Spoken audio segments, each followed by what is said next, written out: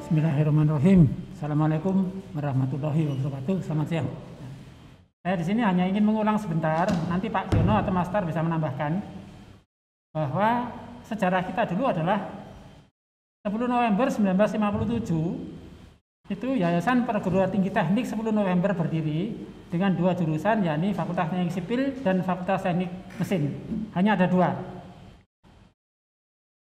Baru pada tahun 60 berdirilah Institut Teknologi 10 November Surabaya dengan 5 fakultas. Di samping mesin dan sipil, baru berdiri teknik perkapalan, teknik kimia, dan teknik elektro. Sampai dengan tahun 65, ITS bertambah dengan Fakultas Teknik Arsitektur dan Fakultas Ilmu Pasti Ilmu Alam, gitu ya. Sampai dengan tahun 65. Itu berjalan terus sampai dengan tahun 82. 82 berdirilah Fakultas Teknologi Kelautan yang terdiri dari teknik perkapalan dan teknik permesinan kapal.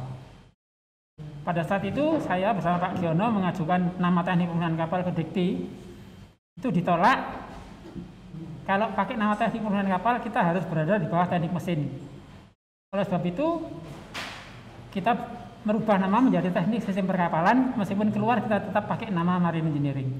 Itu sejarahnya dan Pak Giono ingat betul itu. Karena dikti yang tidak bisa menerima.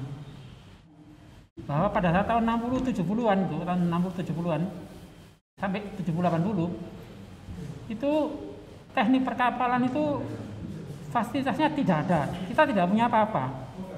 Dosen pun datangnya dari luar. Ada alumni dari Rusia, ada alumni dari Jepang, ada alumni dari Jerman. Itu yang mengajar kita semua. Nanti kemudian ada Pak Taryono, ada Pak Giono yang baru awal-awal lulus, Pak Gotong Sepangkat yang baru-baru lulus itu.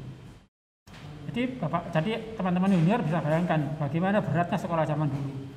Tidak punya fasilitas, dosennya datang dari luar, dan gedung pun kita tidak punya. Diingat-ingat bahwa kita adalah satu. Kita adalah satu. Sehingga keilmuan Bapak Ibu Bapak itu adalah keilmuan khusus. Jangan sampai jurusan-jurusan tadi menyebabkan perpecahan persaudaraan kita di luar. Dan ini banyak terjadi. Karena merasa bahwa jurusan itu berdiri sendiri-sendiri. Jadi kalau ada masalah-masalah di luar, kita kembali lagi kepada jurusan untuk bisa pada fakultas untuk bisa membicarakan. Jadi waktu itu kita tahu bahwa Samudro ini masih kerabatnya Ibu Angka Niti Sastro. Ibu Angka Niti Sastro. Ya sudah, Bu Angka ini ngomong, sudah nanti kalau ketemu ngomong aja sama saya. Ya sudah, kita ke Bandung ngomong situ. Begitu kita ngomong itu langsung belas hilang. Artinya tidak ngomong langsung menyetujui usulan jadi Fakultas Teknologi Kelautan. Jadi betul-betul blessing in disguise betul-betul. Tidak terbayangkan lah bahwa ternyata guru besar yang orang termasuk yang paling keren di TV, akhirnya hanya tunduk itu saja. Jadi kita beritahu bahwa ini kita membawa salam dari Ibu Angka Niti Sastro, beliau langsung berubah dan menyetujui. Ya terus akhirnya setelah itu kita lancar terus, tidak ada masalah lagi. Jadi itu saya sengaja menyampaikan ini biar teman-teman tahu. Mungkin ada yang menyampaikan silakan. Tapi ini perlu saya sampaikan karena ini adalah kunci dari dulu pendirian dari Fakultas Teknologi Kelautan tadi.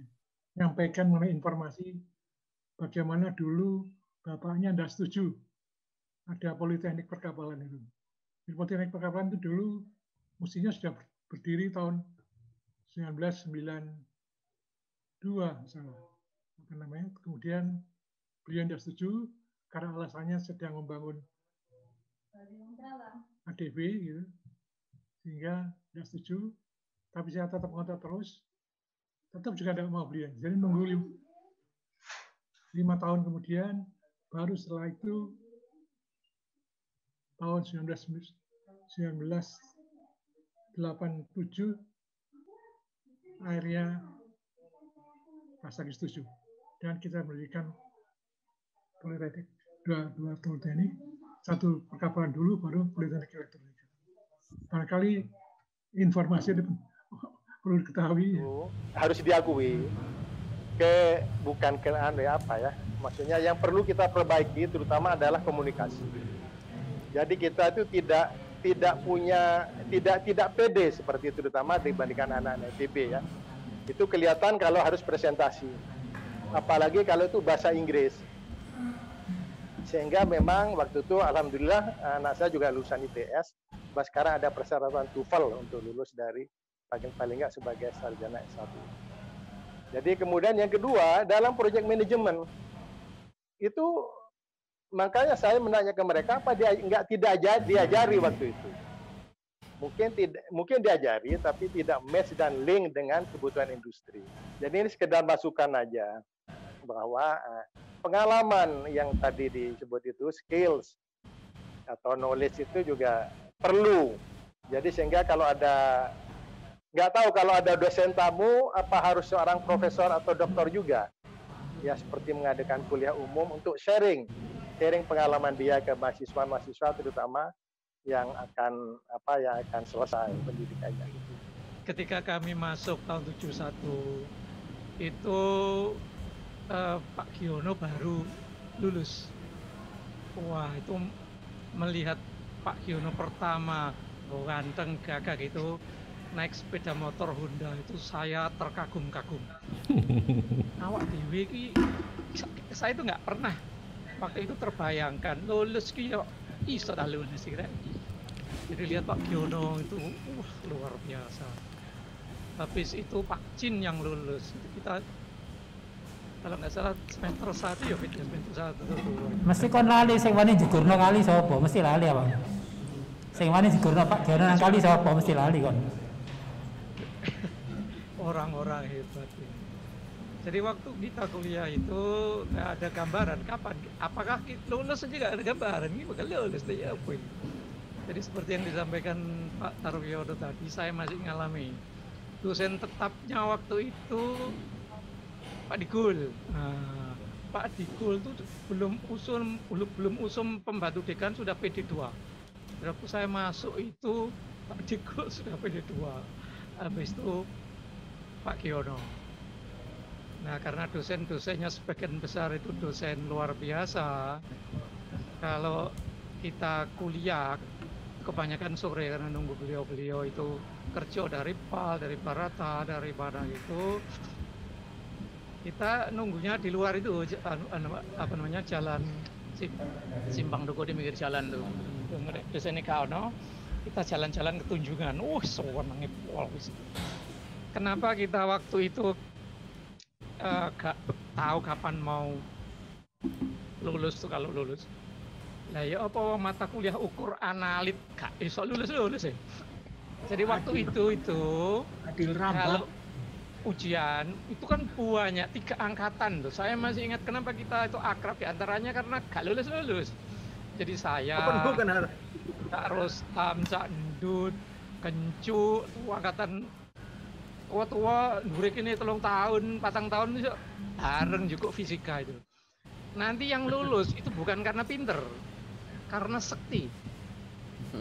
Wong sak mono sing lulus paling 1, 2, 3 gitu. Kita sudah duga ini sapa sing sekti ya. Nah, kalau kita nggak lulus, itu namanya kita ambil apa? Her apa ya sering ini ya? Endamen. Apa Pak Giono? Her namanya Pak. Her. Itu bayar. Endamen. Itu bayar. Itu ada yang sampai 10 piro ya gak lulus. Maka ketika kita bisa lolos 2 tahun, jadi waktu itu yang jadi momen itu namanya PR 200, Peraturan Rektor nomor 200. Kalau kita sudah lolos, Peraturan Rektor 200 itu bunyinya, selama 4 tahun itu harus lolos semester 4, harus naik ke semester 5. Kalau tidak harus out. Kita yang bisa lolos PR 200 itu wis karuan wis panjang enggak karuan. Alamat abadi di kampus. Jadi saya itu karena by chance atau by apa ya? lulus yang paling cepat seangkatan tuh bertiga, saya, Marwoto, Budi Sanjoko. Paling cepat tuh jangan dikatakan berapa tahun, 7 tahun. Itu udah paling cepat itu. Baik, saya tambahin ya. Selamat sore Bapak-bapak, Ibu-ibu semuanya. Zaman waktu tahun 71 kita masuk itu ada pelajaran Mister Hitung. Nah, enggak Mister Hitung. Saya ingat Mas Edi itu nggak punya Mister Hitung tapi lulus. Nah, setelah itu kan kita tertawa-tawa ya, ngenyek lah ya. Iki Mister Hitung ki sakjane gaya apa ya, gitu ya. Apalagi kita sudah sebentar lagi masuk dalam masa peralihan menuju ke komputer ya, walaupun bukan komputer yang seperti sekarang. Tapi tahun berapa ya? Tahun 85 kalau saya nggak salah ya. Ketika saya ada tugas dinas di Grumman ya, Grumman Aerospace, yang salah satunya membuat lunar, pesawat ini yang mendarat di bulan. Para engineer-nya yang membimbing saya bilang pesawat lunar itu didesainnya pakai Mister Hitung. No, bayangke ya, saya mulai terkagum-kagum ya. Pesawat bisa sampai ke bulan tapi menggunakan Mister Hitung. Hebat ya.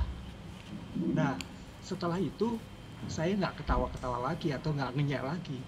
Mister Hitung itu buat apa sih sebetulnya? Ternyata pada zaman itu Mister Hitung itu luar biasa, teknologi yang luar biasa. Waktu saya mulai masuk di PTDI sekarang atau Nurtanio, itu sudah mulai dengan super komputer ya Pak Asar ya. Sing komputer gede banget yang waktu itu punyanya IBM kan. Mainframe ya. Ya, mainframe yang besar sekali. Perlu satu ruangan besar, saya 2 tingkat itu di Bandung itu di IPTN. Ternyata sekarang enggak kepake juga gitu ya. Tapi waktu itu kan perlu. Kita harus beli berapa itu saya nggak ingat tuh harganya itu. Pak Habibie itu harus keluar dari uangnya, dari koceknya berapa untuk membeli superkomputer untuk menghitung pesawat, mendesain pesawat maksud saya. Jadi semuanya itu didasarkan kepada kebutuhan pada saat ini gitu. Nah, menurut saya ya bapak-bapak atau adik-adik yang sekarang masih kuliah, masih kerja ya, dibutuhkan ketekunan yang luar biasa untuk bisa berhasil. Apalagi kalau misalnya hanya S1 misalnya di dunia industri. Ambil contoh teman-teman kami yang bekerja di PTDI. Itu sedikit melenceng dari apa yang didapat ya waktu kuliah. Tetapi bukannya sombong ya, terus terang saja. Guru-guru besar ITB itu waktu itu bilang bahwa saya lebih suka punya bawahan lulusan ITS. Kenapa? Mereka bilang lulusan ITS itu kebanyakan mayoritas itu tekun dalam bekerja. 10 atau 12 tahun setelah saya bekerja, saya pernah diperintah atau diminta oleh Pak Joko Suharto, Doktor, Fit, mbok iku arek iku bimbingan S2 gitu. S2 itu sedang ambil S2 di ITB. Jurusan aeronautika. Nah, saya bilang ke Pak Joko, "Loh Pak, aku kan cuma lulusan S1. Loh, kowe iku ojo rendah diri. Kowe iku ojo minder. Kamu itu S1 iya, tetapi pengalamanmu 12 tahun di dunia penerbangan, industri penerbangan, dan tidak pindah-pindah dan tekun, itu identik sama dengan S3. Bener tak Pak? Bener gitu. Udah jangan jangan minder, jangan rendah diri. Pengalamanmu itu jauh lebih berharga, lebih penting buat mendidik orang yang S2 yang baru masuk. Nah, gitu. Jadi rekan-rekan yang adik-adik yang masih muda itu tekunlah. Ya, memang sabar, harus 12 tahun. Buat saya 12 tahun itu. Tapi maaf, bukan saya sombongkan ya. Puncak karir saya di PT DI adalah ketika pesawat N250. Walaupun sekarang udah masuk museum. Saya ingat Pak Habibie ngomong ke saya, sebentar lagi saya harus memenuhi janji bahwa sebelum perayaan 50 tahun Indonesia, ini pesawat harus bisa terbang. Itu janji saya ke Pak Harto. Kamu bantu dong. Wah, saya waktu itu adalah bagian struktural test. Nah, saya bilang ke Pak Habibie, Pak, saya itu butuh orang banyak atau support yang jauh lebih kuat daripada sekarang. Oke, at any cost, dia bilang, at any cost. Jadi waktu itu saya perintahkan kepada bawahan, anak buah, kalian harus lembur. Kalau perlu jangan pulang selama struktural test statik ini selesai. Saya sendiri sempat 10 hari tidak pulang. Jadi tidur di kantor ya sekali-sekali pulang ganti ngambil pakaian dan segalanya. 10 hari akhirnya apa? Akhirnya pesawat itu bisa first flight. Pengalaman saya waktu di student government di perkapalan. Pada masa itu tahun 77 itu politik cukup panas. Waktu itu kebetulan saya ketua senat. Kami demonstrasi di depan UNER dengan pakai kaos ditulis di dadanya calonkan saya jadi presiden RI. Waktu itu ketua dewannya Pak Harun Ar-Rasyid. Cak Harun. Nah, waktu itu setelah demo di depan UNER, besok paginya rumah saya, kebetulan saya tinggal di Indragiri, didatengin polisi, dan rumah orang tua saya yang di Teluk Bayur juga didatengin polisi. Saya lari ke Singapura. Kebetulan saat itu masa kerja praktek saya. Jadi saya minta pengantar dari Pak Tondo, Insinyur Tondo, almarhum. Kemudian saya lari ke Singapura dan di sana kerja praktek. Nah, selama kerja praktek itu yang menarik adalah saya tanya teman-teman, gimana teman-teman di Surabaya? Ternyata semua ditangkepin. Dari Harun, Banteng, semua ditangkap. Masuk BUI. Jadi selama mereka masuk BUI saya di Singapura belajar praktek sampai selesai. Habis itu saya kembali lagi ke fakultas. Saya menghadap Pak Giono, waktu itu Pak Giono dekan. Ini sangat terkesan untuk saya. Saya menghadap Pak Giono, bagaimana saya udah ketinggalan nih Pak Giono. Pak Giono bilang, ayo kamu ikut wisuda yang akan datang. Sebulan lagi katanya. Wah gimana Pak, saya harus ngerjakan skripsi ini. Ayo dikebut. Nah kemudian saya kebut dalam waktu sebulan. Saya ngambil kontainer. Saya berangkat ke Jakarta, ke pangkalan kontainer. Dan saya kebut dan berhasil. Alhamdulillah ini sesuatu yang sangat berkesan terhadap Pak Sugiono. Tanpa dipacu oleh Pak Giono saat itu mungkin saya belum bisa lulus saat itu.